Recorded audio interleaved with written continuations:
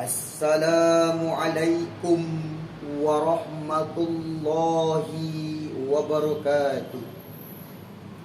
Innal hamdalillah nahmaduhu wa nasta'inuhu wa nastaghfiruh wa na'udzu billahi min shururi anfusina wa sayyiati a'malina. May yahdihillahu fala mudilla lahu wa may yudlilhu fala hadiya lahu. Asyhadu an la ilaha illallah wahdahu la syarika lah wa asyhadu anna Muhammadan abduhu wa rasuluh sallallahu alaihi wasallam la nabiyya ba'da. Dewan juri yang terhormat, hadirin yang berbahagia. Pertama dan terutama sekali, marilah kita panjatkan rasa puji dan syukur kita atas kehadiratnya Allah Subhanahu wa Ta'ala, yang mana Allah telah memberikan kepada kita begitu banyak kenikmatan. Dan di antara kenikmatan itu ada dua kenikmatan yang begitu besar yang saat ini melekat di dalam diri kita, yakni nikmat iman di dalam hati dan nikmat kesehatan yang berserang di dalam fisik kita pada saat ini. Alhamdulillahi Rabbil Alamin. Salawat dan salam, marilah kita selalu senantiasa bersalawat kepada junjungan alam dengan mengucapkan Allahumma salli ala Muhammad wa ala ali Muhammad, dengan ucapan semoga nantinya di yaumil akhirat kita akan mendapatkan syafaat dari beliau. Beliau adalah khatamun nabi, penutup para nabi, dan tidak ada nabi setelah beliau. Beliaulah yang merubah peradaban manusia dari peradaban yang buruk, akhlakul jahiliyah, menuju peradaban yang elok, akhlakul islamiyah, seperti yang kita rasakan pada saat sekarang ini. Beliau adalah habibana wa nabiyana, nabi besar Muhammad sallallahu alaihi wasallam. Dewan juri yang terhormat, hadirin yang berbahagia. Pada kesempatan kali ini, izinkanlah saya untuk mengupas sebuah tema yang berjudulkan Nabi Muhammad sebagai tauladan bagi kaum remaja milenial. Hadirin yang berbahagia, telah Allah jelaskan di dalam Al-Quran. Berbagai ayat yang Allah katakan di dalam Al-Quran menjelaskan Rasulullah Sallallahu Alaihi Wasallam. Salah satunya pada kali ini Allah menjelaskan kepada kita dalam surah Al-Ahzab. Allah katakan, A'udzu billahi minasy syaithanir rajim. Bismillahirrahmanirrahim. Laqad kana lakum fi rasulillahi uswatun hasanah. Laqad kana lakum fi rasulillahi uswatun hasanah. Sungguh terdapat di dalam diri Rasul itu akhlak yang baik. Maka oleh Allah sendirilah yang mengatakan di dalam diri Rasul itu akhlak yang baik. Allah yang mengutus Rasulullah Sallallahu Alaihi Wasallam sebagai suri tauladan bagi kita, sebagai suri tauladan bagi umat akhir zaman pada saat ini. Lantas apa yang dapat kita implementasikan di dalam diri kita, wahai para remaja, dari Rasul?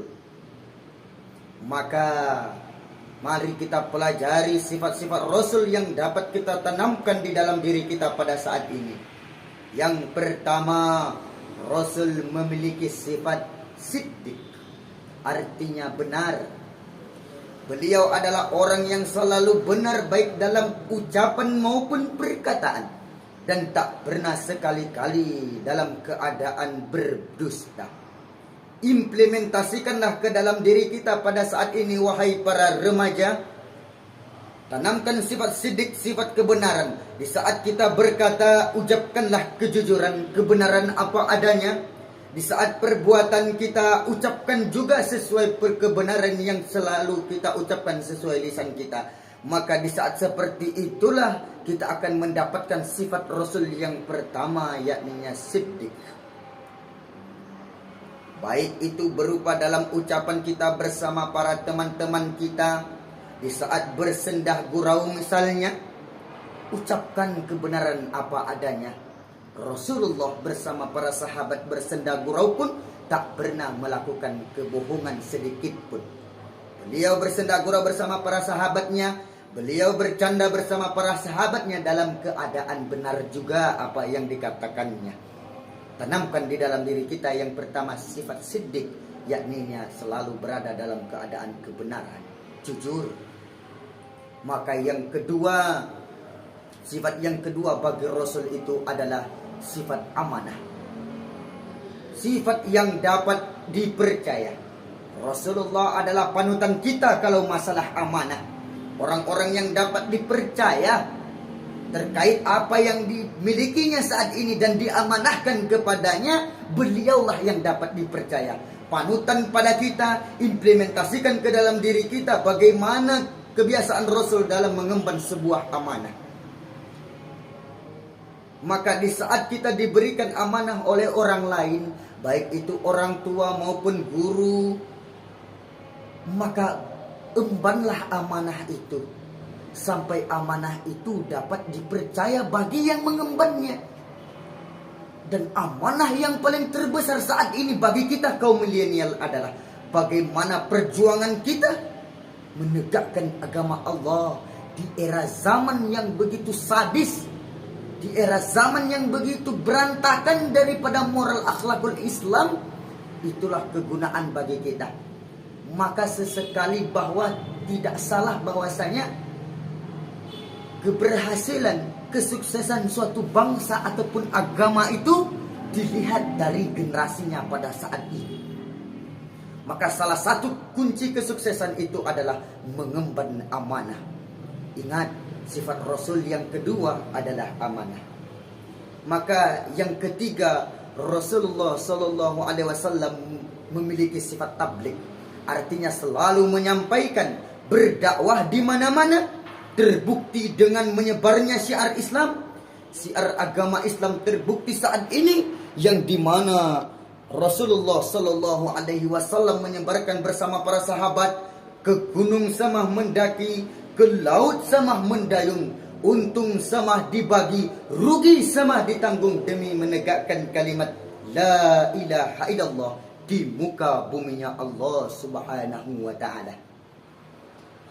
Maka implementasikan di dalam diri kita pada saat ini.